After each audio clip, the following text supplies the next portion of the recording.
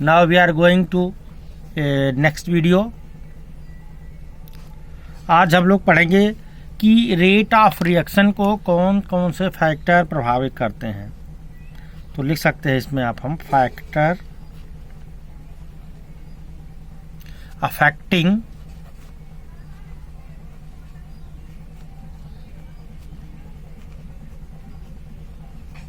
ROR। कौन कौन से फैक्टर हैं जो ROR यानी रेट ऑफ रिएक्शन को अफेक्ट कर सकते हैं। इसमें बेटा 4 फैक्टर्स मेन होते हैं। पहला इसकी ध्यान रखिएगा, कॉन्सेंट्रेशन ऑफ रिएक्टेंट।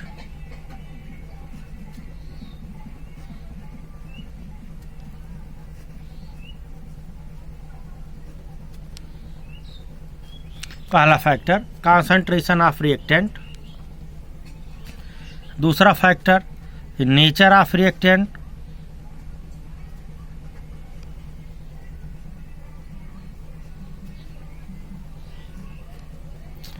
तीसरा फैक्टर टेम्परेचर।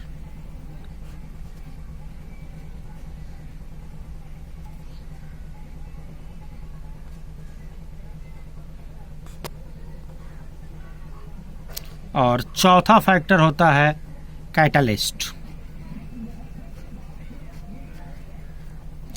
ध्यान दें, ये 4 फैक्टर्स अफेक्ट करते हैं। पहला कॉन्सेंट्रेशन ऑफ रिएक्टेंट, दूसरा नेचर ऑफ रिएक्टेंट, तीसरा टेम्परेचर, चौथा कैटलिस्ट। ये 4 फैक्टर अफेक्ट करते हैं। उनमें हमको एक एक करके सारे फैक्टर्स के बारे में पढ़ना है। तो चले हम पढ़ते हैं कि रिएक्टेंट का कॉन्सेंट्रेशन कैसे अफेक्ट करता है किसी केमिकल रिएक्शन के लिए। ध्यान दें, रिएक्टेंट का कॉन्सेंट्रेशन किसी केमिकल रिएक्शन को कैसे अफेक्ट करता है, उसकी स्पीड को, किसी केमिकल रिएक्शन की स्पीड को कैसे अफेक्ट करता है। तो यहाँ लिख सकते हैं, अगला टॉपिक हो सकता है हमारा हाउ कॉन्सेंट्रेशन ऑफ रिएक्टेंट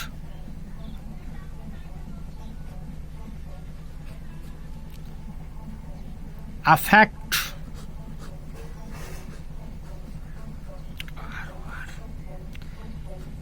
देखो, कॉमन सी बात है, जितना आटा लेंगे आप उतनी ही ज़्यादा रोटियां बनेंगी।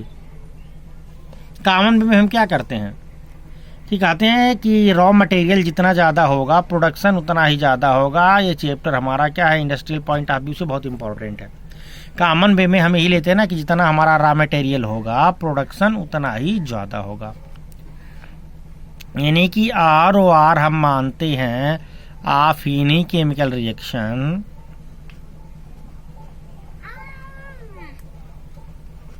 ROR of any chemical reaction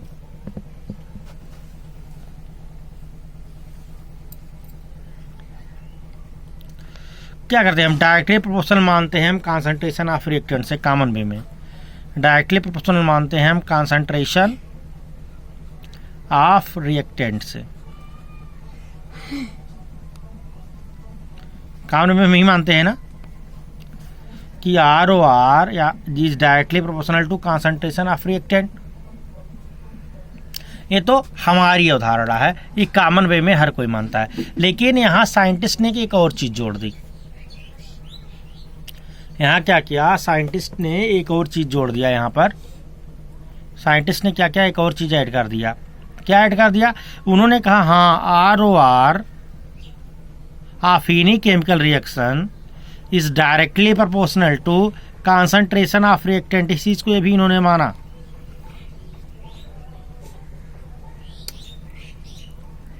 लेकिन देख रहे हैं ना, उसके ऊपर एक पावर एन लगा दिया। ध्यान रखिए, उसके ऊपर एक पावर एन लगा दिया। कॉमन चीज है, ये थोड़ा सा डिफरेंशिएशन है। उन्होंने कहा हाँ rate of reaction is directly proportional to concentration of reactant, लेकिन उसके ऊपर एक पावर एन लगा दिया। वहां एन जानते हैं क्या है, वेयर, बहुत मेन टॉपिक है ये। N is called order of reaction. N को क्या बोलते हैं, किसी रिएक्शन का ऑर्डर बोलते हैं।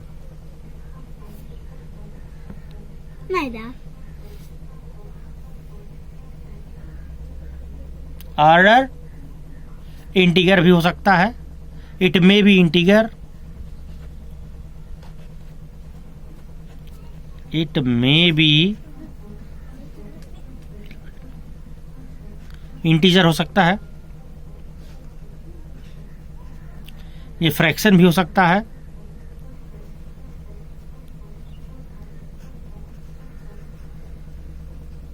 पहली चीज के लिए ऑर्डर आपका इंटीजर भी हो सकता है, ऑर्डर आपका फ्रैक्शन भी हो सकता है। दूसरा पॉइंट इसका क्या है, इसका दूसरा पॉइंट क्या है, दूसरा मेन पॉइंट ये है ऑर्डर ऑफ रिएक्शन का कि the order of reaction is does not have any relation. लिख लो इसको, the order of reaction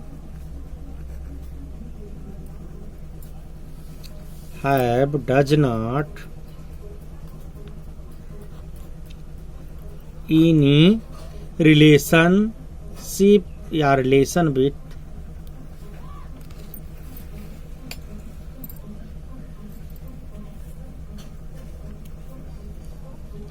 any relation with stoichiometric coefficient of reaction of reactant कह लीजिए, ये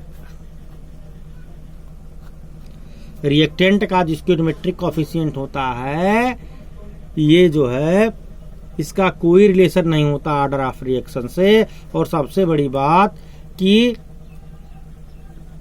इसको केवल और केवल हम एक्सपेरिमेंटली फाइंड आउट कर सकते हैं, इसको केवल और केवल हम क्या कर सकते हैं, एक्सपेरिमेंटली फाइंड आउट कर सकते हैं। सबसे बड़ी बात तो यह है, इसको हमको देखना होगा। तो तीसरा पॉइंट सबसे मेन बात है कि order of any chemical reaction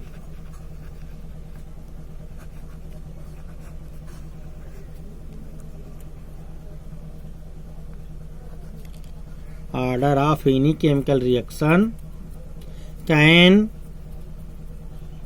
only be find out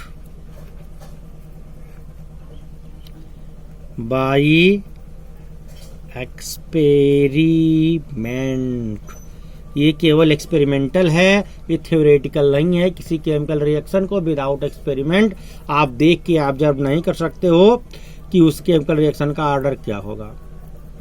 ठीक है, तो सबसे बड़ी बात साइंटिस्ट ने माना, जैसे हम मानते हैं कि कंसंट्रेशन डायरेक्टली प्रोपोर्शनल होता है रेट ऑफ रिएक्शन के, यानी कि कंसंट्रेशन को अगर आपने बढ़ाया तो रेट ऑफ रिएक्शन क्या होगा, बढ़ेगा।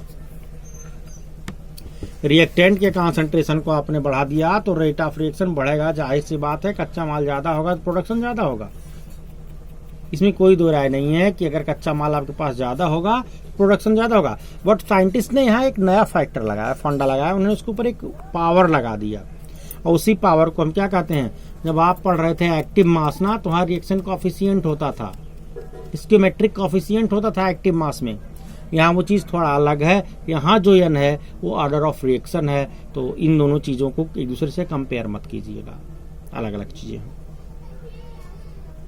ठीक है, वहाँ स्टोइचोमेट्रिक कोएफिशिएंट था एक्टिव मास में, लेकिन ऑर्डर ऑफ रिएक्शन स्टोइचोमेट्रिक कोएफिशिएंट नहीं है। आपने लिख लिया थर्ड पॉइंट में कि केवल और केवल एक्सपेरिमेंटली इसको जान सकते हैं, स्टोइचोमेट्रिक कोएफिशिएंट से इसका कोई मतलब नहीं होता। या फ्रैक्शन भी हो सकता है, इंटीजर भी हो सकता है। कई बार एग्जाम में पूछता है ऑर्डर ऑफ रिएक्शन का जो है डिफिनीशन, तो उसको लिखवा दे रहे हैं आपको। ऑर्डर ऑफ रिएक्शन का डिफिनीशन आपको लिखवा दे रहे हैं, लिख लीजिए। The order of reaction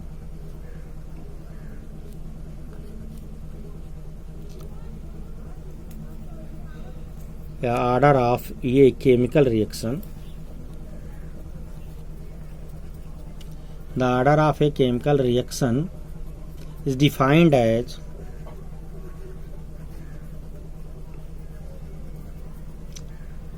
the sum of the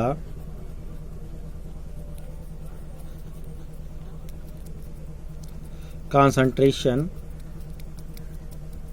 of reactants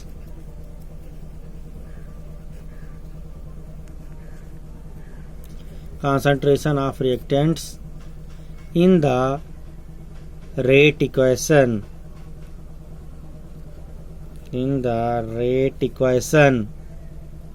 of that particular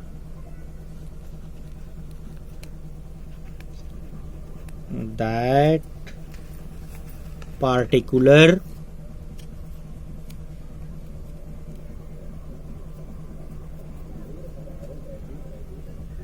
यहाँ की छोड़ दिया मैंने। The order of chemical reaction is defined as the sum of the powers होगा, sum of the powers of concentration of reactant in the rate equation of that particular chemical reaction। Definition एक बार फिर से देख लेते हैं, कई बार पूछा गया है। The order of a chemical reaction is defined as the sum of the concentration of reactants in the rate equation that particular chemical reaction। ठीक है, आगे और क्लैरिटी इसमें आएगी, और ये केवल और केवल एक्सपेरिमेंटल होता है। जैसे एग्जांपल ले लें, मान लीजिए कोई एग्जांपल हम ले रहे हैं रिएक्शन का। चलिए कि एग्जांपल आपके सामने रख दे रहे हैं। एक केमिकल रिएक्शन है, उसमें ए मोल रिएक्टेंट ए का लगा है, बी मोल रिएक्टेंट बी का लगा है, और सी मोल प्रोडक्ट सी बना है।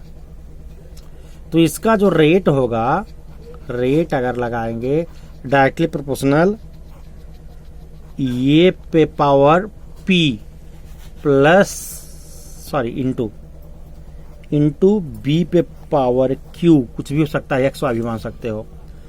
यहाँ एक्स और वाई जो है एक्सपेरिमेंटली है, इसको लिख सकते हो बाई एक्सपेरिमेंट।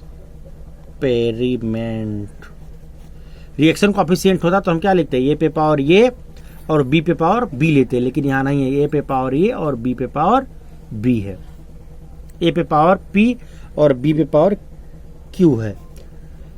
यानी कि ये स्टियोमेट्रिक कोएफिशिएंट से इसका कोई रिलेशनशिप नहीं है, हम ही आपसे कहना चाह रहे थे। यहाँ जो P है, यह है क्या, order of reaction,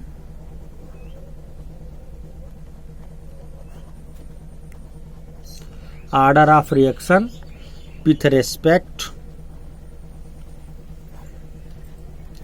order of reaction with respect to ये, और क्यू क्या है,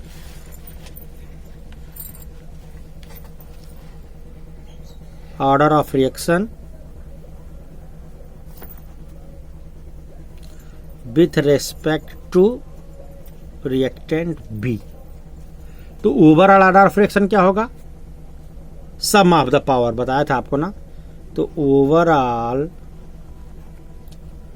order of reaction is equal to n, इसको बोलते हैं जो पावर लगाया आपने, P प्लस क्यू। ठीक है,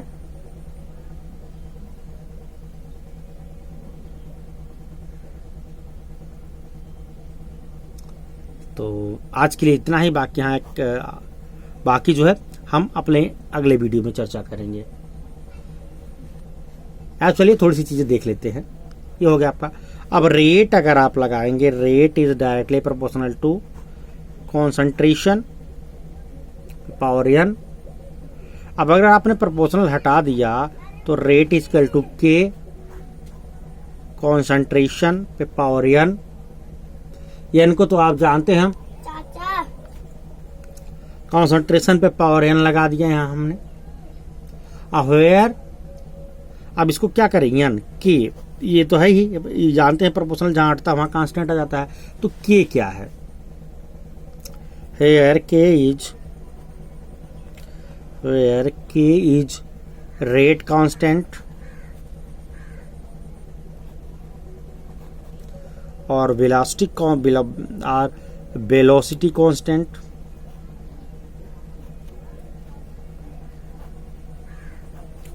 और स्पेसिफिक रेट कांस्टेंट।